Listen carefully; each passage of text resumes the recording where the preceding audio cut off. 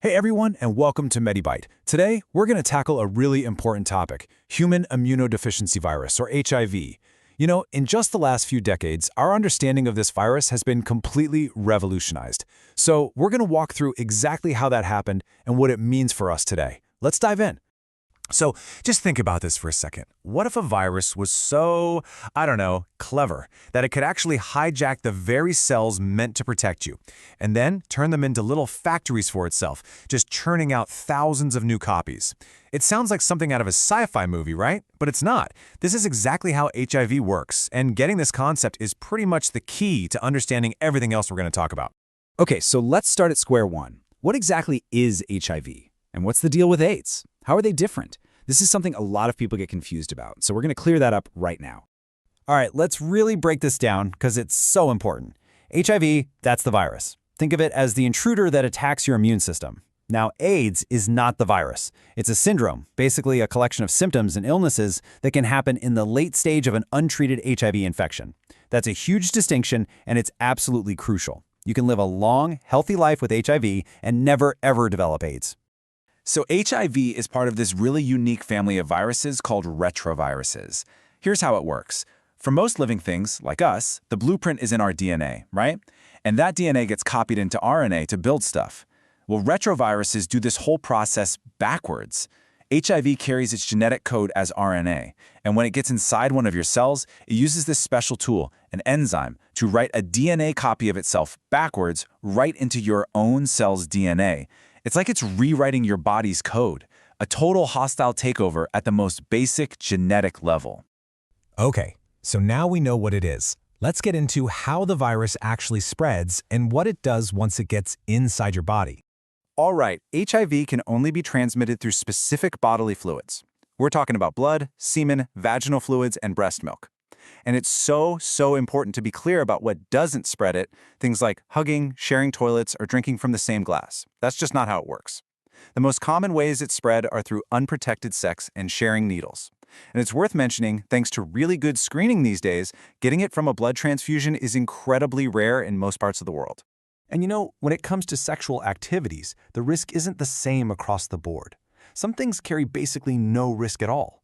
But unprotected anal or vaginal sex, that's where the risk is highest, mainly because it's easier for the virus to find a way into the bloodstream. And this is exactly why using condoms correctly every single time is such a powerful way to reduce that risk dramatically. Okay, so once HIV gets into the body, what's its game plan? Well, it goes after a very specific target, a type of white blood cell called the CD4 cell. You can think of these cells as the quarterbacks of your immune system. They call the plays. First, HIV latches onto one and forces its way inside. Then it does that whole reverse transcription thing we talked about, turning its RNA into DNA. Next, it actually stitches that new viral DNA right into your cell's own DNA in the nucleus. And from that moment on, that poor cell is hijacked. It's not working for you anymore. It's a virus factory, and its only job is to pump out thousands of new HIV copies, which then go off and do the same thing to other cells. So this whole process, this hostile takeover, if it's left untreated, it follows a pretty predictable path. Let's take a look at that timeline, from the moment of infection to what can eventually happen. So right at the beginning, in the first few weeks, someone might just feel like they have a bad flu. That's when the virus is multiplying like crazy. But then, it can go quiet. The infection enters this long silent phase. We call it clinical latency. And this can last for years, even more than a decade, with absolutely no symptoms. But, and this is so important, just because there are no symptoms doesn't mean the virus is gone. It's still there, it's still active, and it can still be passed on to other people. And if it's not treated, eventually the virus will wear down the immune system, and that's when it can progress to AIDS. So how does a doctor officially diagnose AIDS? Well, it really comes down to the numbers. Specifically, the number of those CD4 cells, those immune system quarterbacks. In a healthy person, you've probably got somewhere between 500 and 1,000 of them in a tiny drop of blood. A diagnosis of AIDS is made when that count drops below 200. It's a sign that the immune system is in serious trouble. And sometimes, a diagnosis is made because someone develops one of these AIDS-defining illnesses. They're called opportunistic infections, and it's a perfect name, really, because they literally seize the opportunity of a weakened immune system. We're talking about serious infections and even some cancers, like a specific type of pneumonia or Kaposi sarcoma, that a healthy immune system would just swat away without any problem. So when these show up, it's a major red flag that HIV has done some serious damage. Okay, so that's the story of untreated HIV. And it sounds pretty bleak, right? But here's the thing, the story absolutely does not end there, not anymore. Now let's talk about the good news, how modern science has given us the tools to fight back, and fight back hard. And that fight begins with one simple thing, a diagnosis. And thankfully, getting tested is easier than ever. It's usually just a quick blood or saliva test that's super accurate. It's confidential, it's accessible, and honestly, it is the single most important step you can take for your own health and for the health of anyone you're with, just getting tested.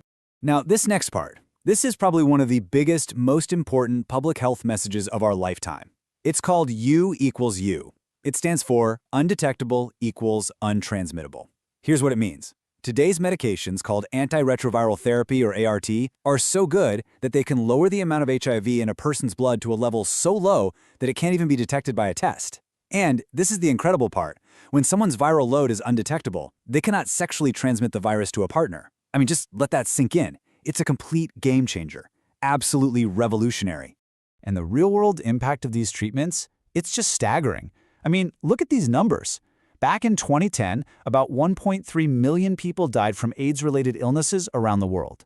Fast forward to 2022, and that number was slashed by more than half, down to 630,000. That's hundreds of thousands of lives saved every single year. It's truly one of the greatest success stories in the history of medicine.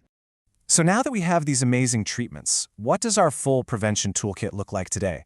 And what does the future hold for people living with HIV and for ending this epidemic for good? I mean, our prevention toolkit today is just incredible.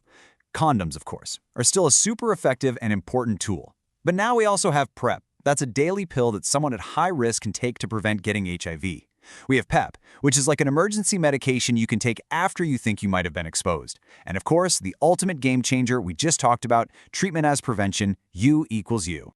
So what's the big takeaway from all of this? It's this. With the right treatment, HIV is no longer a death sentence. It's just not.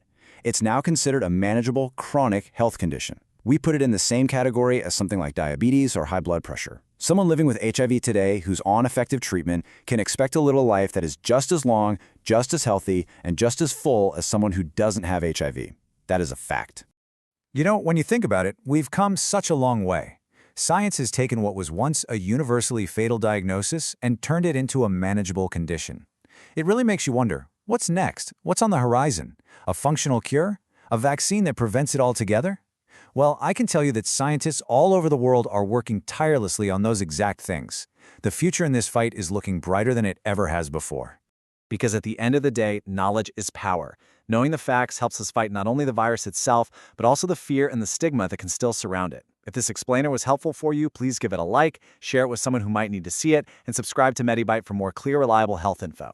Thanks for watching, and we'll see you next time.